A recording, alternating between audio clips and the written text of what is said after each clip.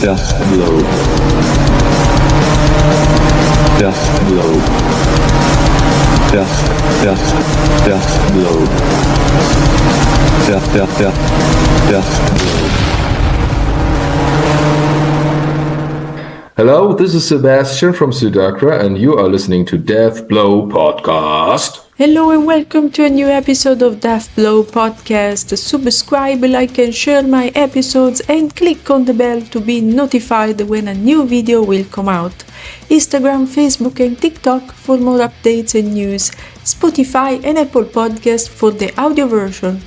Today I want to talk with you about a German band that plays melodic death metal and Celtic music, and I'm talking about Suidakra.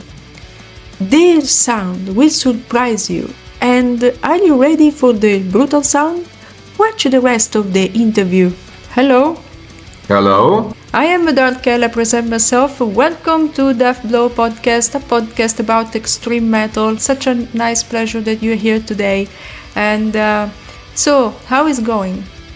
It's going great. Thank you for having me on this podcast. And I'm quite good. A little bit sick, but as usual, it's November. Yeah. And everything. It's a cold time, so. But it's quite good. How are you? Yeah, I'm fine.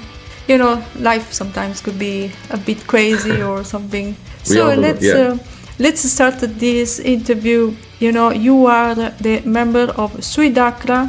That is a particular name for a band. You formed this band in 1997, congratulations, and with this new record you arrived to the 15 album.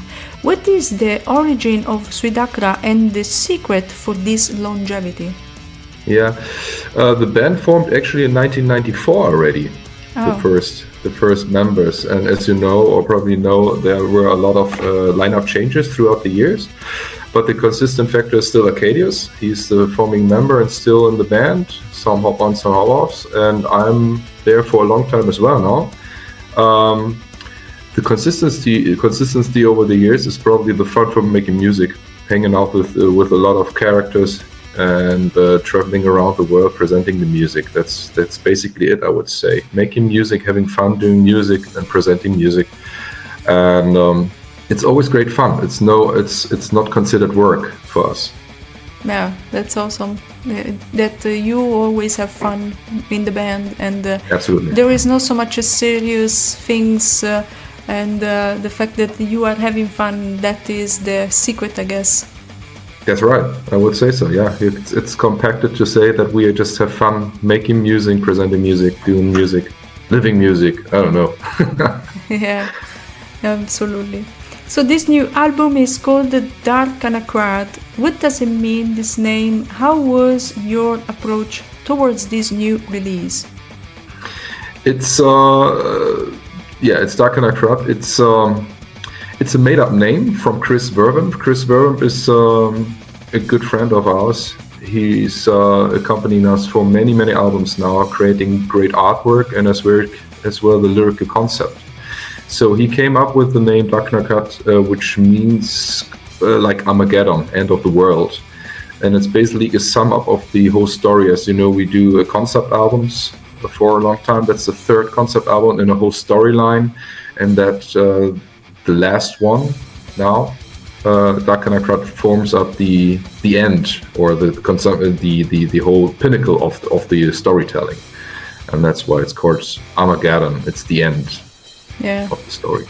Many metal albums talk and deal with Armageddon, the end of the world. I think that it's pretty common to many people that are writing about Armageddon. That's true, but you never know if it's really the end of the world. Yeah. In this case, it's saying it's the end of the world. But as you can, when you listen to the album and the last words that will be presented on the last track, you never know if it's really the end. So it's still a secret. But the story, we can say the story is told now. The story of the last three albums and art is told. The whole story concept of Chris. Yeah, and you come from Germany, in an awesome land about metal concerts. Do you think the scene in Germany is better than other sides of Europe, or don't you see a difference? Yeah, I would say it's just different. I mean, we toured. Luckily, I can say we toured the world many times. We had the pleasure and honor to see many places around the world as well as Europe, and I'm glad to say that there are differences in many other countries. Some people are more passionate. Some people are more crazy. Some people are a little bit laid back, and so on and so on. So I'm glad to say that it's just different, and it's okay, and it's cool, and that's why it's always great and fun to travel around and play on some places in Europe as well. Yeah, and I think that you are lucky to see even other places in Europe, and I don't know if you have the pleasure to travel all around the world, but in Europe you can notice many differences, right, between different places, I guess. That's right, that's exactly right. And I think that even the metal scene is different from every other European zone. I think that is totally different from Germany, or I think that it's like that. The metal scene in Germany is pretty big, I would say. Very passionate, and it's great to see the metal scene develop as well. It changes over the years, changes all the time, and it's great to see. And especially it's great to see compared to the other metal scenes around Europe. And now talking about this new record that was mastered by Dan Swanö, I found this very interesting. How was it working with Dan Swanö? It was great. It was absolutely great because the overall result is amazing. I mean, we did all the recordings. Arcadius did the mixing process, and in the end, we were thinking about doing the master ourselves as well. But we always wanted someone else, like Dan Swanö, to do it, to just come up with a special sound. And we were looking around, and Arcadius came up with the idea of asking Dan Swanö, because he's such a great influence for every one of us as well. And he did such great music and is so into music business, recording as well as mixing and mastering, so that we asked him, and he was into it right away. And I think he did an amazing job. I think the sound, I mean, you didn't have the chance to hear the difference between the mixing and the master, but it's huge. Yeah, and then Dan Swanö with the Edge of Sanity band, I think that he knew exactly what he was doing, and he had a lot of experience through the years. Even the Uni Sound is a special place, a special studio to work into, because many black metal bands had the pleasure to record there many albums. So how do you feel to work with a person that had a lot of experience, especially into the black metal environment? It was extremely cool, especially because of Edge of Sanity. It's a great band. I listen to it a lot. Arcadius as well. We are great fans of the band, of the era, of Dan Swanö, and he's done such great things over the years that we were very excited to work with him, and the results stand for itself. You can say so, like that. And listening about this new album, I like how the guitar creates a melody, and my favorites are Unraveling Destinies and The Heart of Darkness. What can you tell me about the guitars? Yeah, as in the recordings before, we split up the recordings of the guitars. Arcadius is mainly doing the rhythm guitars, and I do the lead guitars. But in the demo process, we all write everything together. I mean, the rhythm guitars come from me as well as from Arcadius. We write the demos, we send them further and back to check them out, to work on them. And in the end, for the real recording process for the album, we split it up. And that's basically how we record the guitars at home. That's how we do. We have all our own studio, our home studio at home, and Arcadius is collecting all the files and put them on into his main file of the song and starts mixing it. and then he uses a lot of different cabinets and sounds, and we try to figure out the best way. I noticed that you did a very good job with this new release. Congratulations. And thank you. Yeah, about Düsseldorf is a town with many important bands that come from thrash metal. And were these bands important to you somehow? Yeah, yes. I mean, the band was formerly formed in Monheim. That's a place near Düsseldorf. And of course, yeah, there are a lot of bands coming from Düsseldorf, and that's why we played a lot of concerts with them as well, because it's just easy. You're around, you meet them on the street, you know. And so it was definitely important to hang out with them, making music together, get some influences as well. Right now, we don't even rehearse anymore in Düsseldorf. The base of the band is even not in Düsseldorf anymore for many years, because there were so many changes over the years. The rehearsal process is not the same as, like, I would say 10 years before, where you have to meet up and rehearse for a gig, for a tour in a rehearsal room like we did in Düsseldorf. But now we meet up in Hamburg, actually, because a lot of members come from around Hamburg, and we meet for sometimes playing gigs and stuff. From people that are from different sides of Europe, I think that thrash metal that comes from Düsseldorf is really important. So maybe for a person that lives in Germany is not so much felt like about the rest of the world. We feel that German thrash, for example, it is very important for Germany, you know, into the metal history. It is a place very, very, very important, don't you think? Yeah, absolutely. A lot of great bands. The whole thrash community, especially in Düsseldorf, that's right, was and is pretty big. And of course, you get influences from, as I said before, you meet up with them, you get to know each other, you play concerts with them, and it developed from there. Your band defines as melodic death metal with the Celtic influences. There is always a certain risk to mix together folk and metal. Was it easy for you? I mean, we've done it for, I don't know, many years, and it's, I would say, probably one signature of Suidakra, as you can say. So we are kind of used to implement flutes, bagpipes, and stuff into our music, because we just like the sound, we like the feeling of it, and we think it makes the sound and the music richer.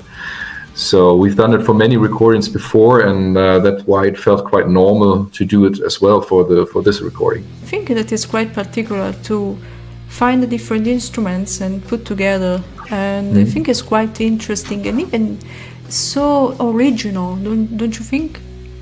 Yeah, and it makes a lot of fun to experiment with sounds. I mean, in former times this was definitely harder, because you didn't have the chance to use samples, computer samples and stuff to figure out what works best. Right now, it's so easy to just sit down in front of your computer, record stuff, and try to mix in a keyboard or bagpipes or flutes or a cello or something like that. So you can try everything. You mix up everything. Can see the progress and hear the sound, the difference. So it enriches the sound, enriches the music, and makes a lot of fun, and that's what I like. What are your main influences about this record? Main influences? Oh, there's so many. It's not only metal, I can say that. It's not only metal music, it's music you can listen to in the radio as well. It is rock, it is pop, it's a lot of stuff. Besides that, we know the storyline before of the albums we wrote. We know how it progresses, and the storyline makes up some sound in our head, if you can say so. I hope it makes any sense, because when you read that one character is going to some kind of war, you know, it's not going to be a happy pop song riff that's going to be happening. So we knew what direction we're going to take, and the influences come from listening to music, at least I can say so. I'm listening to a lot of music, different styles, and over the years, and that comes into the music. Yeah, it's really important to variate even different genres. And this is much popular in many bands. They find inspiration from different perspectives of the music, from pop, rock, and they mix all together. And this is pretty common. Yeah, even from classic instruments and classic instrumentation or concerts, musicals as well. I draw inspiration from a lot of places. About instead the lyrics, I was trying to find the lyrics of this new record, but what can you tell me about these lyrics? Yeah, the lyrics are not online yet, right? No. It's hard to find them. Actually, I'm working on that right now to put them into, or at least try to put them into Spotify files so that everyone can follow up there. But it's not working quite well yet. Some difficulties there, but we are on it. For the lyrics itself, it's as I said before, they were written by Chris, our friend, who's done the storyline for the other albums as well, and the whole concept.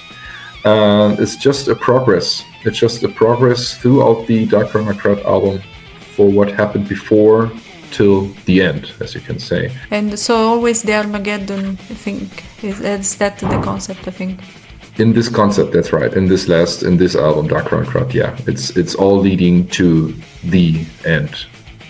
Yeah, so I can't wait to read these lyrics that you will post on Spotify, so then we can all check it out what they are talking about. Yeah, I think that would be great. Yeah, we are working on that. Nevertheless, the lyrics will be or are presented in the CDs. If you get a hold on the CD or digipack, it's going to be in the booklet there. But nevertheless, we try to make it digital as well. The scene in metal changed a lot in these 30 years because you play since 30 years ago. Do you think that when you started, there were more possibilities than now? More possibilities. Yeah, it was a different scene. I just talked to the guys of the band lately. It's 30 years. There is a lot of progress, and we talked about the changes from recording and bringing out music like a CD from former times to now, where it's all basically digital and everyone's having the songs on the phone. It changed a lot, the whole process. There were a lot of possibilities in the past, but different possibilities now in the future. I cannot sum up 30 years of changes. It changed in positive but negative ways as well. The urge for live concerts were a bit more present, I would say, in former times. The urge for having CDs at home. This changed a lot during the days. So about this, I was thinking about because today we have different instruments than before, that you had to have a sort of analogic master tape, and then you had to transfer all the stuff. Instead, now it is all digital. You can basically record an album at home. So there are pros and cons, I guess. Absolutely. That as well. What you just mentioned, that is a big change in a positive and negative way. But I would say more positive from 30 years ago to now, because recording and bringing out music is so much easier in a way, and cheaper as well. More possibilities, like as I said before, like samples, using samples. You just taking some euros and buying some samples, you can try and put in there and see if it works, and the possibilities are endless. And the easiest way is you can do it all by yourself at home with a great result. That was not possible in former times. I mean, you had to go in the studio. It was pretty expensive. Many people say that it was pretty expensive back then, and now instead it's cheaper. So there are pros and cons, of course. About the cover art of this new release is very well done. How did you find the concept for the cover? The cover artwork is as well done by Chris. He's done all the artworks like for a lot of albums in the past. And as said before, we knew it's going to be dark. The whole lyrics were formed into the Armageddon style. We knew we wanted to write more dark and heavy music, so the artwork had to be quite the same. We were thinking about maybe going to Book of Doubt, had some kind of same feeling, and we were thinking about that. So we talked to Chris, and he was explaining us the story that he's going to write, what leads to Armageddon, what he feels, and what he wanted us to write, you can say, so the music represents the same. And there's where the artwork of course came from, to underline all the emotions. Then I noticed even into this cover art there is the goat at the center, and then two snakes on the left and right, two snakes that go to the center. So I found it very artistical, very, as a concept, it is very well done. So yeah, we are extremely satisfied and happy about that as well. Chris did, as usual, an amazing job. And as you can see, DarkanakraD, you can read it from front to back. It's the same. yeah. And the artwork is exactly the same as well. So it's the left and right is quite the same. It's like our world that is dual world, so Yeah. you can read it in two different perspectives in the same way. That's very nice to say. That's right.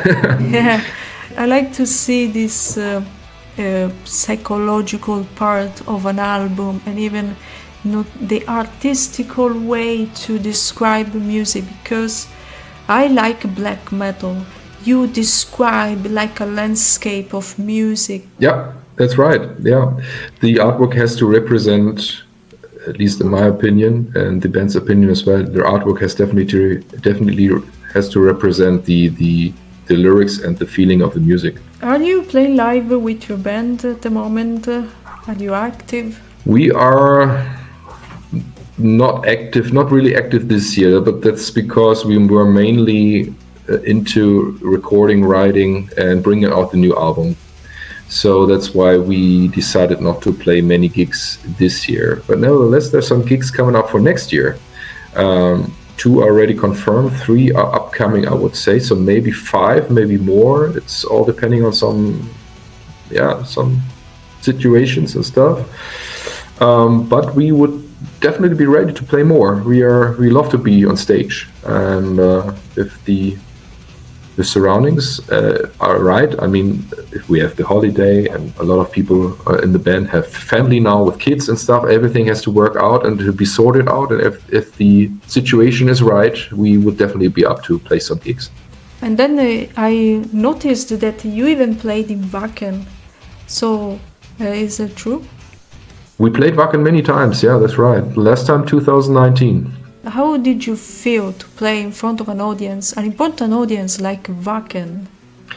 Wacken is one of the greatest metal festival in the world, I would say. And of course, it's the holy ground, as you can say. Yeah.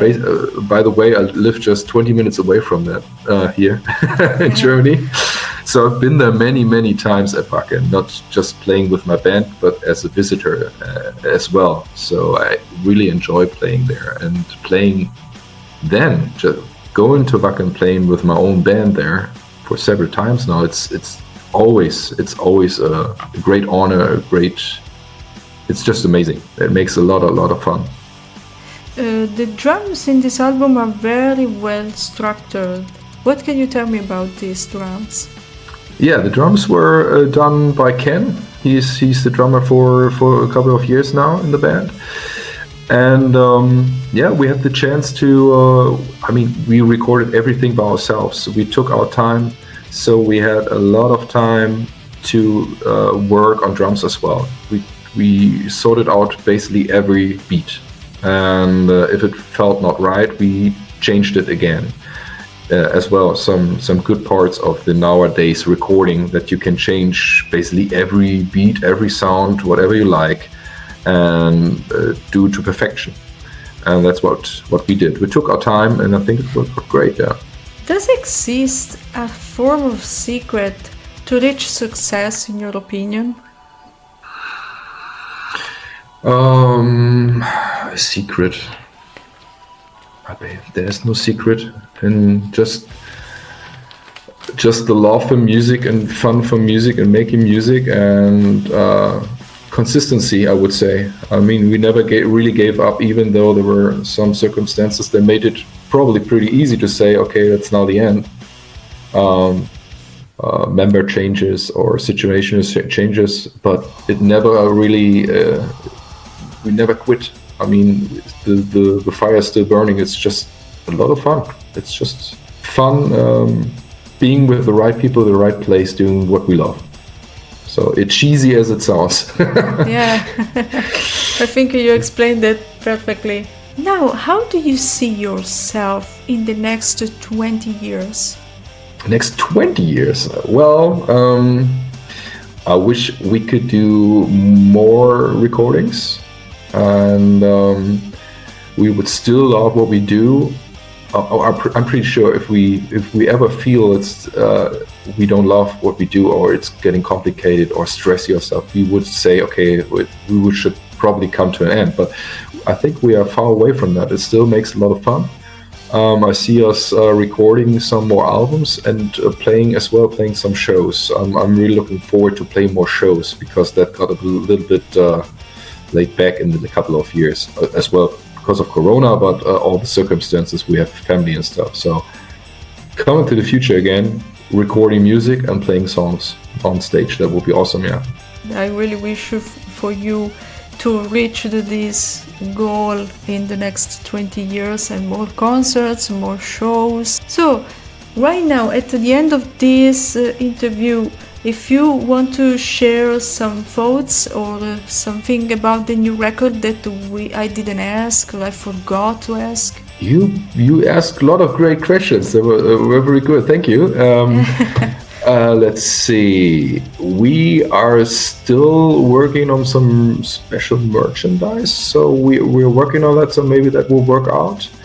And we will definitely try to play some songs from the new album when we are touring live. And it was great fun recording this album. It makes a lot of fun doing that, and still the outcome is pretty cool. So I hope for some more concerts coming up. Thank you so much. I really hope to see you in the future, and with a new record and with something new in the Suidakra house. I really hope that. Sounds good. Thank you very much for your time, and that's everything you said sounds great to me. All right. Thank you so much for your time, and I wish you the best in the future, and who knows, maybe we will see one day. That would be great. Yeah. All right. Thank you very much. Bye. Thank you Bye-bye. so much. Bye-bye. Sure. Bye-bye. Bye-bye. And that's all for this episode of Death Blow Podcast. Subscribe, like and share my episodes on Instagram, Facebook and TikTok for more updates and news. And Death Blow Podcast has even a website. Go check it out. See you soon, guys.